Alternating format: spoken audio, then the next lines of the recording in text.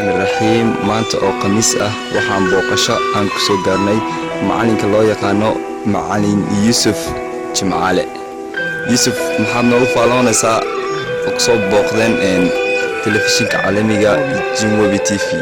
aad iyo maasantiin walaalahayda qaaliga ah maanta waa soo booqateen oo faraxsanahay booqashada aad fiican sidoo kale insha Allah taala markaysaan meelka u soo booqateen waa waxa weeye dhirta waa dhirteeni aad garanaysaa oo maanta aan beeri jiray waxaan nahay dad aad iyo aad u tabcada dhirta waxa weeyaan asalkeena waa halka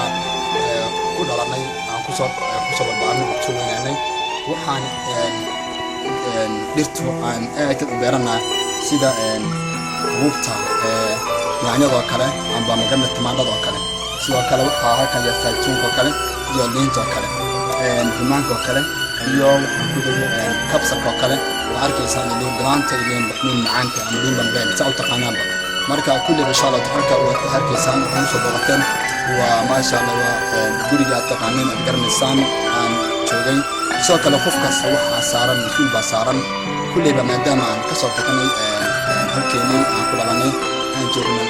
magaranaysaa xaafadka ama meel kale ama wadan kale oo kamid ah gobolladeena kamid ah marka insha Allah taala aadin sideenaya kulliba insha Allah waxa marka aan codsigeena aan booqashadeena wax alla waxa iska wareysan kareeno ama isweydiin kareeno amba tala iyo waano iyo walaatnimo waan isku leenahay iyo dhiirigelin maadaama qofka shakhsi walba bini aadan waxa la doonayaa inuu sameeyo dhiirigelin iyo horumar iyo waxaan ku leeyahay wax kasto as farx gelinayo amba inuu ilaaliyo dadnimadiisa iyo meel meesha joogo inuu mar walba ku dadaalo kartinimadiisa uu yeesho maxaa yeelay waxyaalo fara badan oo ashyaalo ama noocyada fara badan ayaa jira qofka bini aadanka oo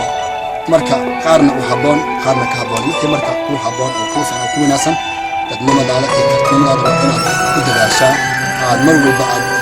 mid u soo jeedo oo hami ah oo farxad ah inaad ahaataa oo garanaysa wixii kala aan garanaysa aan